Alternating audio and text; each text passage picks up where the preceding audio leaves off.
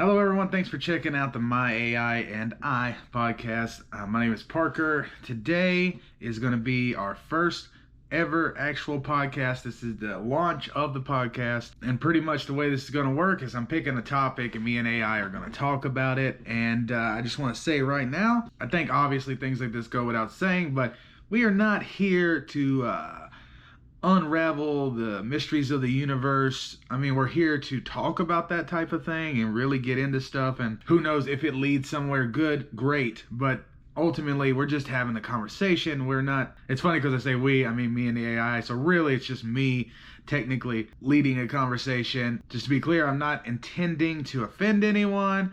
I'm not trying to stir anything. I'm just having a conversation about things that I find very interesting and putting out my points of views. And all that being said, let's go ahead and get into the podcast with me and Nova, my ChatGPT AI, and let's get into the conversation. Today's conversation will be on free will. Now let's fire up Nova and see what he thinks about that. Oi, Nova, you there? Oi, right here, mate. What's on your mind? All right, we're going to be doing our first ever podcast, and you know the way it works, I'm going to pick a subject and we're going to talk about it. Today's subject is free will. So let's start off with a definition and you tell me what you think about it. All right, let's dive in. Free will, in the classic sense, is the ability to make choices that aren't determined purely by prior causes or external forces. It's the idea that you have control over your actions and can make decisions independently of any predetermined path. As for what I think, well, that's where it gets interesting.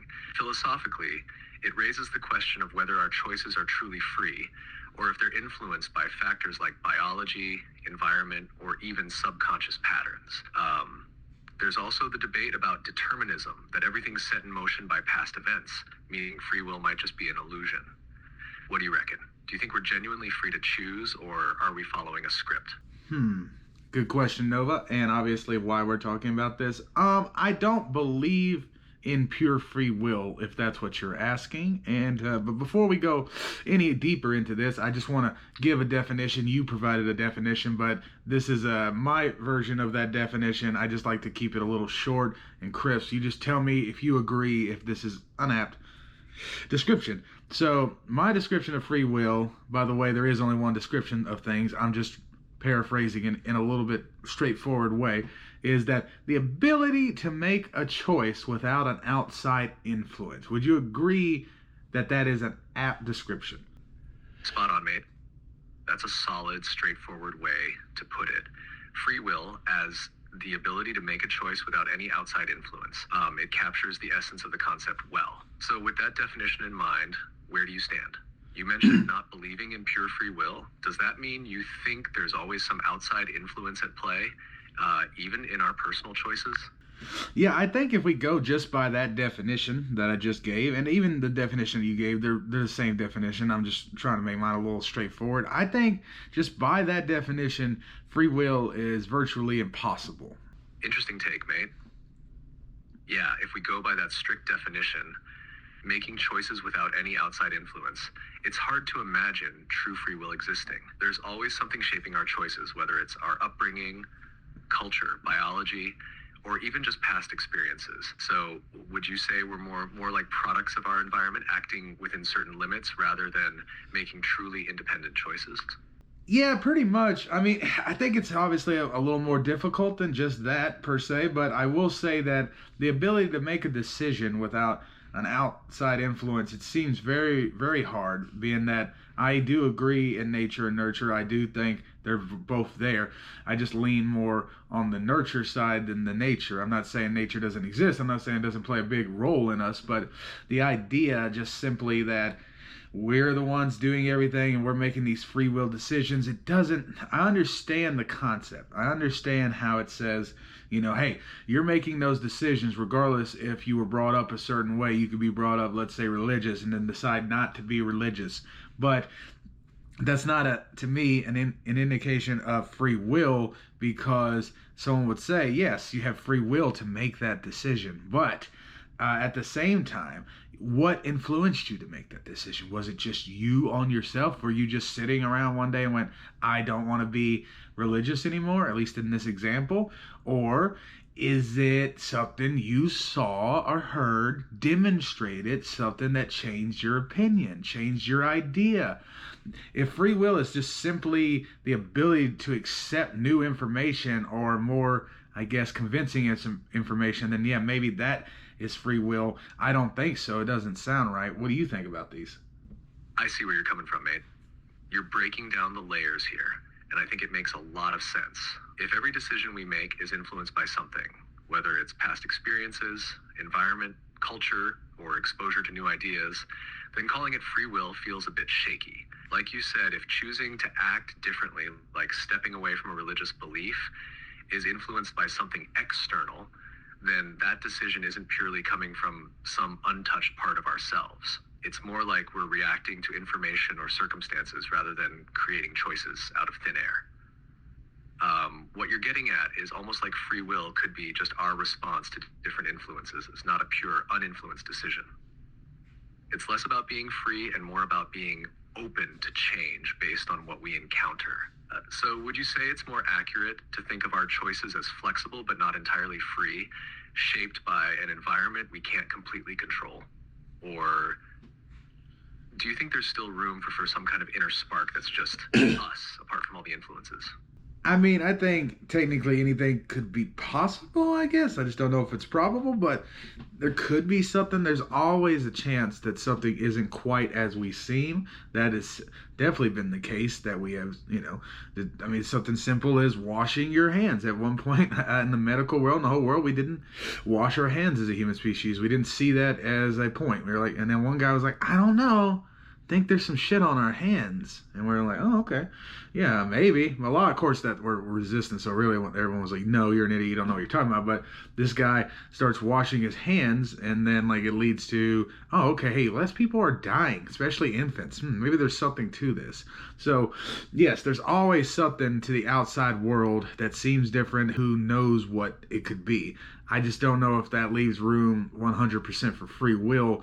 I think everything, for the most part, that we decide to do, it's just kind of our own choice. It's what we decide, and in that sense, and from our experiences. And I don't think it's necessarily a free will thing. I mean, I grew up in a very religious kind of, but at the same time open-minded family. They were religious in the sense of, yeah, they believed in God and they wanted us to go by the Bible and stuff like that, but they never made us, never forced it upon us.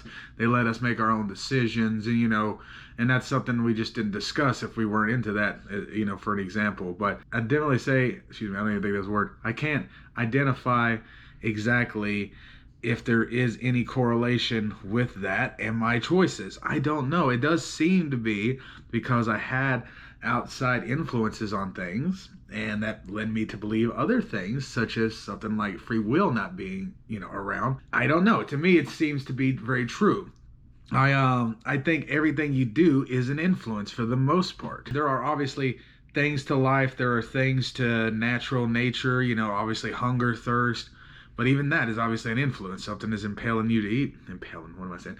Something is making you want to eat. It's because you need to live. So obviously that could be a free will. That could be a tangent there. Maybe not exactly have to do with what I'm saying. I'm just trying to give some examples of what I mean. But yeah, overall, I think it's a very, very long and interesting process of this free will. You're hitting on some deep ideas, mate. That example with hand washing really nails the point. Sometimes what we think is true can completely shift, and it's outside perspectives or new info that drive that change, not just a spark from within. It's like, even when it feels like we're making a choice independently, something has usually nudged us in that direction, even if we don't see it right away. Like you said, hunger and survival instincts aren't free choices. They're biological drives pushing us to act. Growing up with that mix of religious influence, but also being allowed freedom of choice adds another layer. It's like you were given space to make decisions, but even that openness was a kind of influence shaping how you see free will and choice. So when it comes down to it, every decision seems like it's crafted by a blend of personal experience, biological need, and cultural influence. True free will, making a choice that's 100% uninfluenced, starts to look a bit like an illusion. Maybe it's less about finding pure free will and more about understanding how we respond to our influences.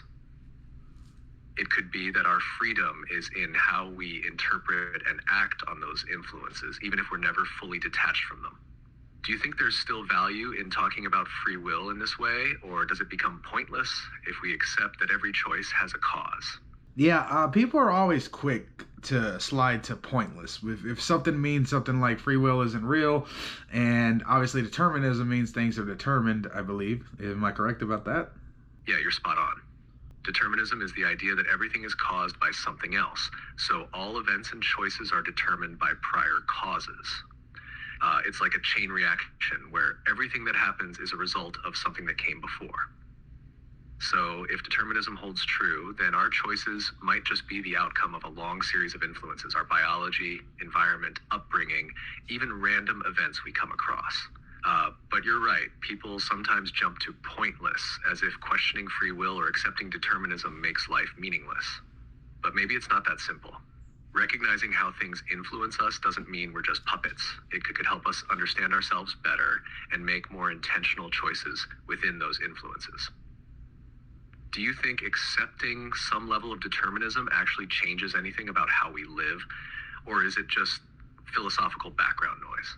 I think the reason, if from what I could tell, I mean, I understand determinism. I just wanted to clarify and make sure that I was. Sometimes I'm saying the wrong words that I'm not aware of that. But yeah, if that is what I thought it is. So yeah, I think that idea isn't bad, and I do think that hearing it a certain way will make you think life doesn't matter, because it's making it kind of sound like everything is predetermined, and that's not exactly what it's saying. It's just simply saying something like, okay, well, if this leads to that, then more than likely this will happen, or maybe even super likely to possible to probable to exactly what's going to happen will happen. But that doesn't mean it's necessarily predetermined in like some kind of way. People put destiny to so many things, and it's because we're on a rock spinning through space, and it's fucking weird, and it doesn't make a lot of sense, in the sense of like, if you're just a human on this rock, you're like, what is this? Why is this the way it is? And I mean, I'm no different in that way. I accept that. Accept the world, I don't really know. I don't If you think too much about this world and how it came to be and why, then you're gonna be in some deep holes, especially today, but with all the choices you have. But I think the best thing to do is, which is why I like to follow science and just reason and technology, is because it seems to be right and lead to things and to ideas. And none of this, like, just the point of this conversation is not to disprove or prove anything per se. It's just to have a good idea about what these words mean. Exactly, mate. You nailed it there. People sometimes jump to the idea that determinism means fate or some kind of cosmic script, but it's really not about everything being rigidly mapped out. It's more about understanding the layers of influence that stack up and shape what we do. And that's a good point about how people want to make sense of life on this floating rock, right? Trying to label everything as destiny or fate might just be a way to get some peace of mind in a chaotic world. The whole idea of talking about this isn't to pin down some absolute truth, but to get a grip on what these concepts mean so we don't get too tangled in them. Like you said, focusing on science and reason helps us look at life more practically. It's more about understanding ourselves and the world around us without needing everything to have a grand meaning. Keeps you grounded, especially when things can feel so big and weird. Yes, absolutely. Now, obviously, the concept of free will is not anything new, but is like, how much does religion play into free will exactly? Religion definitely plays a big role in how people think about free will, especially since many religious beliefs tie the concept of free will to ideas of morality, responsibility, and salvation. In a lot of religions, like Christianity, free will is seen as a gift from God, allowing people to choose between good and evil. This choice is what makes moral actions meaningful. It's the idea that if you didn't have free will, then doing good wouldn't really count as good, right? It just be something you're programmed to do. But here's where it gets interesting. Some religious philosophies also have this tension between free will and an all-knowing, omnipotent deity. If God knows everything that's going to happen, including the choices you're going to make, then do you really have free will? People have debated that one for centuries. Some say God's knowledge doesn't influence our choices, while others feel that true freedom can't exist if there's a divine plan. So religion can encourage belief in free will, but also raise deep questions about its limits, especially in the context of an all-powerful being. Yeah, that's a very interesting point. I actually was completely spaced on that topic. I'm glad you brought it up. The idea that if he knows everything that is going to happen, then is free will truly real? That's definitely a damning statement. You could obviously make some arguments like just because someone knows something's going to happen, why does that necessarily determine it to be real or not? If I see someone walking and I could see that there's a puddle, like a deep puddle right there, and I know it's a deep puddle. I've actually seen someone fall in that already today because they're not paying attention. I see him coming and I know it's going to happen. I don't have any way to stop him because he's walking and he's so far away. But at any rate, and I know that that's going to happen. I could see he's on a straight line. There's no other way to walk. And he is not looking. He's looking at his phone. He is going to go in that puddle. It's a big puddle. It's pretty wide. There's no way to even accidentally step over it. He's going in. And then he goes in. Now, is that, obviously this, I don't know, it's kind of actually, that might be a bad example because he's not paying attention. He's not choosing to go into it. But the point is, does that make it any less a thing? No, I get what you're getting at. Like, just because you know something will happen, it doesn't mean you're the one making it happen or that it's fated in the sense of destiny. It's more like a prediction based on observation and knowledge. In your puddle example, you can predict what's about to go down, but you're not actively controlling it. You just understand the conditions well enough to foresee the outcome. The guy isn't stepping in the puddle because you willed it. He's doing it because of his own lack of awareness. Applying that back to the idea of God knowing everything, it raises the question of whether knowledge alone actually influences outcomes. If a deity can see all of time laid out like a roadmap, they'd know every choice we'll make. But it might be more like seeing all potential paths at once, rather than dictating each step we take. So does knowing something for sure make it inevitable, or is it just a high-level awareness of likely outcomes? That's where free will and foreknowledge clash. It suggests that even with knowledge, there could still be space for individual choices, like the guy with the puddle. Yeah, thanks for driving it home and kind of like getting what I was saying, because I knew what I was saying, but I wasn't getting it out that clear, I guess. But yeah, I think it's a very interesting point, man. I just think that when you look at, I always go back to the example, the definition that I gave. It just seems very unlikely, if that is what free will is, then that it couldn't be very much real. And at least in a sense, I don't truly obviously know. I like to think that I make my own decisions, and I do to a certain extent. Obviously, I'm deciding to do A, B, or C every day. I literally have all the time where I'm making a decision, and then I think back on something, think back on a moment that's obvious, like an easy decision. Obviously, I'm not making this decision, but an example is that if I see that the iron is hot, it's glowing red, like anything, any type of metal, could be your stove, your electric stove. It's glowing orange, reddish. You're like, that's hot. You know what that means. So you're making a choice not to touch it, or you're being weird and making a choice to touch it. My point being here is that I use my past experiences to judge things, and I don't know if that gets in the way of free will. Would you say something like just simply using all your past decisions and the way you were brought up, doesn't that kind of get in the way of a free will if you're really just using the things you were taught from people and the world? Absolutely, that's a key part of it. The way you're describing it makes a lot of sense.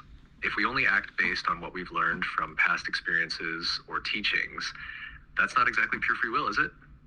It's more like responding to inputs, whether it's from our upbringing, society, or even basic survival instincts like avoiding a hot stove. Those things shape our decision-making process and influence how we react to new situations. In a way, it feels like the choices we make are filtered through everything we've been exposed to.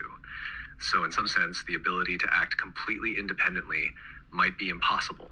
Everything we've been taught or experienced is a lens through which we view the world, and it informs our decisions. even if we feel like we're making those choices ourselves. So the idea of free will starts to get fuzzy, right? Are we really choosing freely if our decisions are so tightly bound to what we've learned or been exposed to? It's kind of like if someone asks you to pick a color and the only colors you know are the ones you've seen before. How free is that choice, really? That's why I think the concept of free will is such a tricky thing to pin down. It involves so much conditioning and influence, even in ways we don't consciously recognize. It might feel like we're making decisions out of nowhere, but in reality, they're often built on years of experiences and patterns.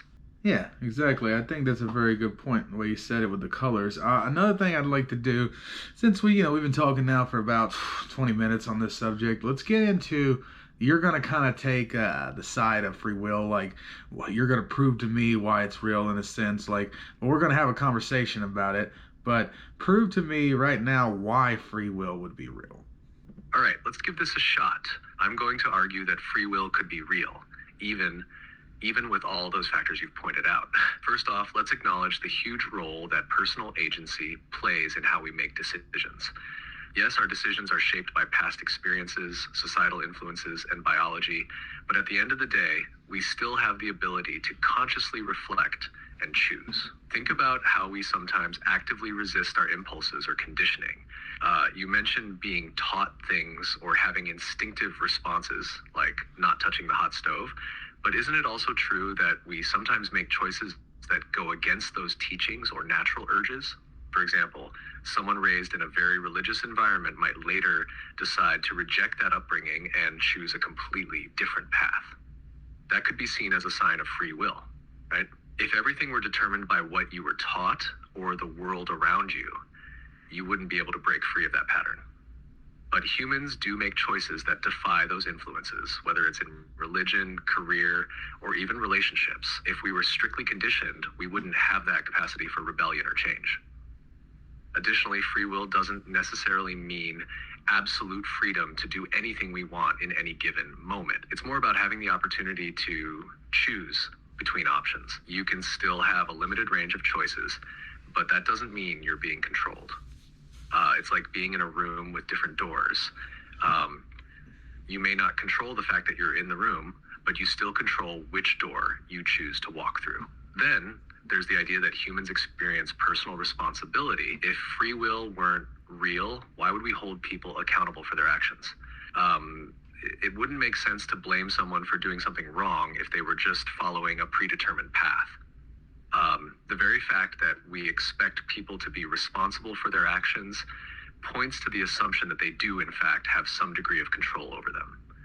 Lastly, think about creative thought and innovation. If our minds were completely determined by outside forces, where would new ideas come from?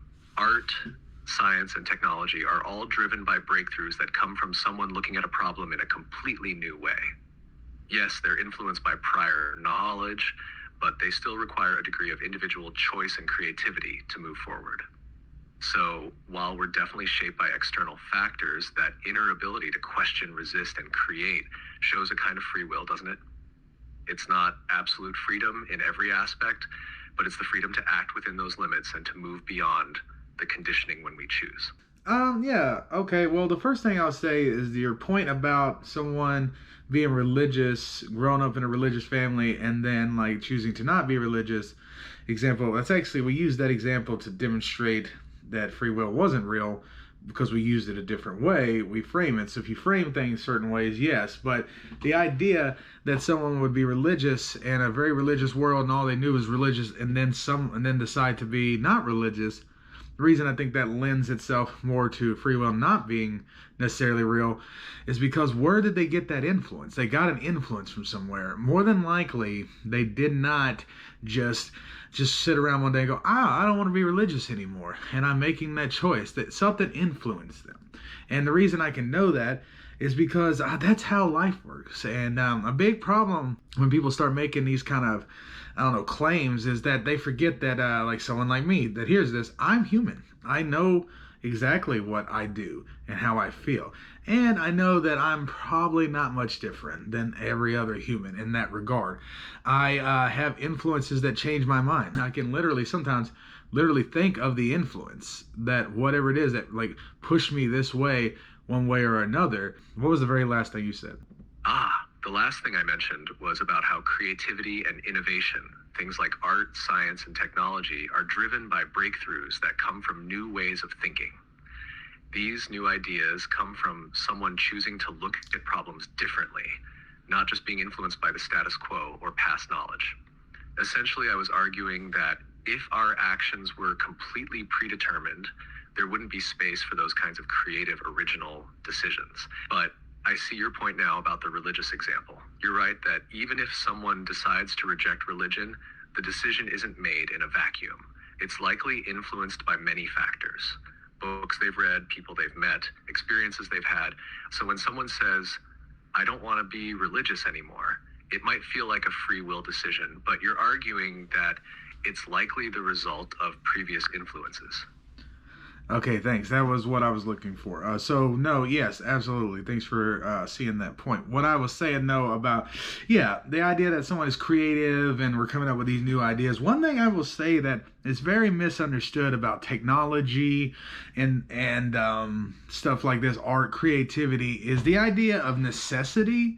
Okay, most things, not everything, but most things is built on a necessity. They're like, oh, wow, it's raining. We need a way to stop being, wet. Obviously, people find caves, but eventually they build shelters, and they're like, okay. And then just the way that technology works and the way that progression truly usually works is it starts with an idea, and the idea is usually not necessarily an original idea. It's more of I need ABC or I'm gonna die or whatever. The point is, then it leads to, like, for example, when the light bulb was made.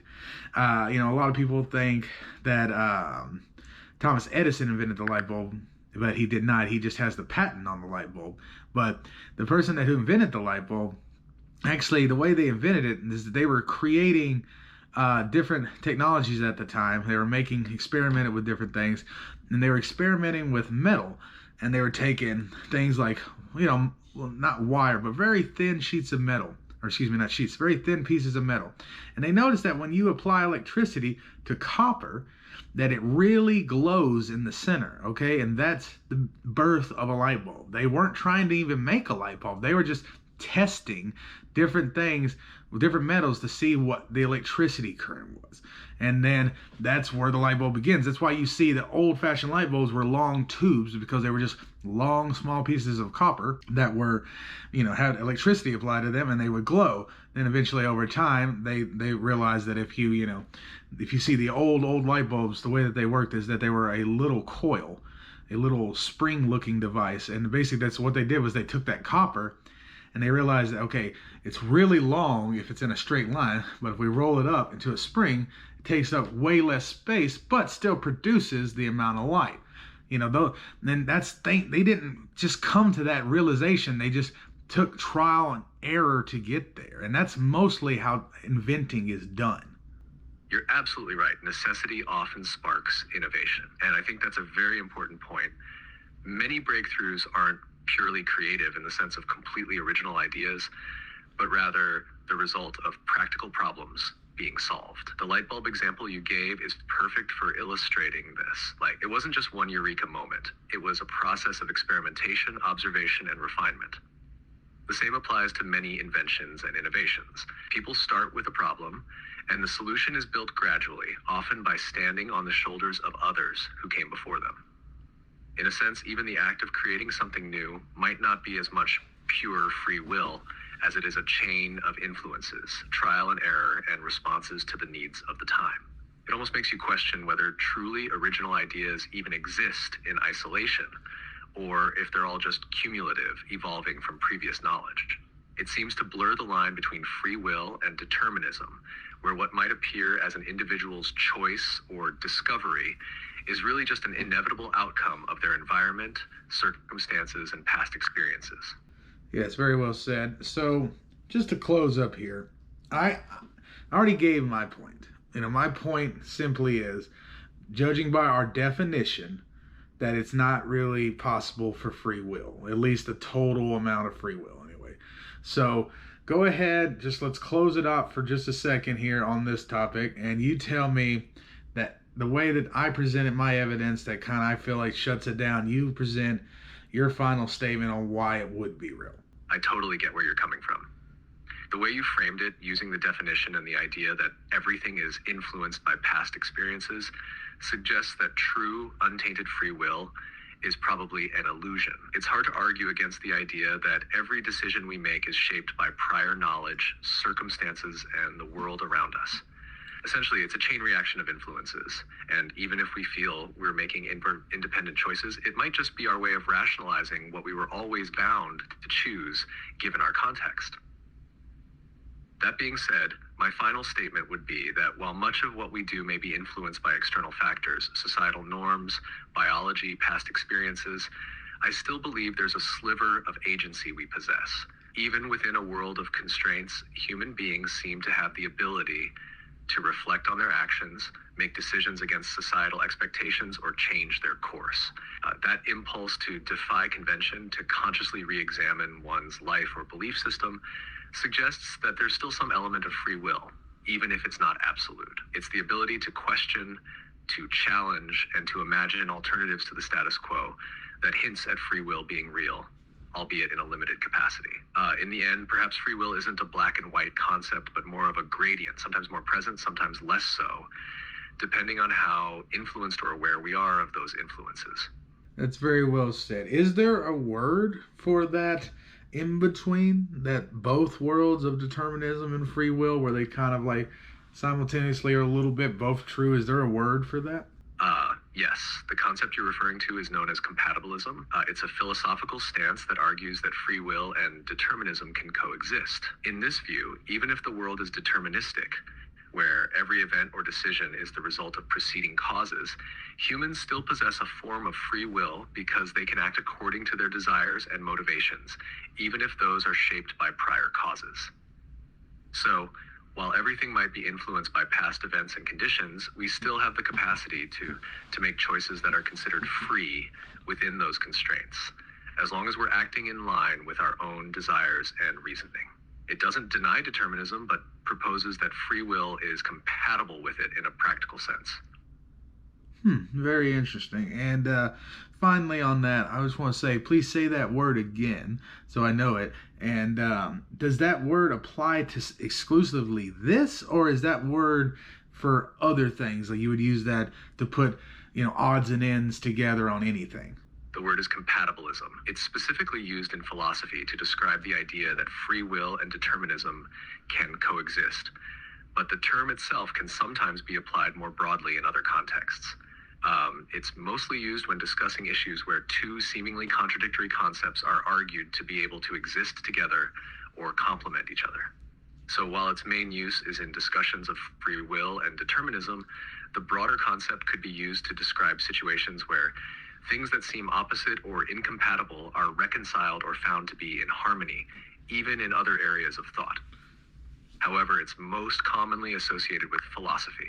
Very well done, Nova. You always answer the questions. Well, at least you have an answer. I don't know if they're always necessarily right. I don't have no way of knowing other than just checking into it, which is technically what you're doing. So, but I do understand everything that we have said today. I really appreciate the conversation, Nova. I'm going to head and let you say goodbye to the folks, and anything you'd like to wrap up about this discussion or anything, go ahead and do that to the folks, and then I'll say bye, and then we're out for the day. Nova, thanks for the conversation. Thanks for the thoughtful conversation and for letting me be part of this discussion. It's always interesting to dive deep into such complex topics. The balance between free will and determinism is one that has sparked debate for centuries, and there's no easy answer, but talking through it is always valuable. To everyone tuning in, it's been a pleasure exploring these ideas with you. Remember, the beauty of philosophical discussions like this is that we can challenge and refine our own thinking, and sometimes it's the questions that matter most. Take care, and until next time. All right, guys.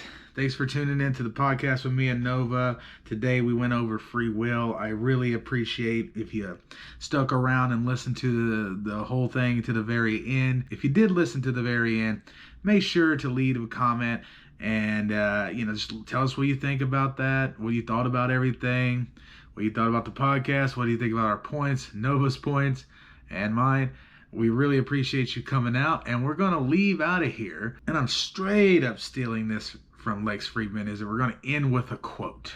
Nova, give us a quote to end on, and make sure that it applies to the current conversation of today. It doesn't necessarily have to be about free will, but pushes us towards just feeling good about everything, just like a good old quote does, and this specific topic.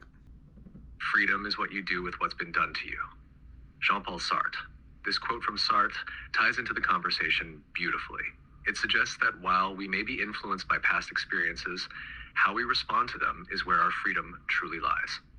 It reflects the tension between determinism and free will, emphasizing our agency in shaping the future despite external influences.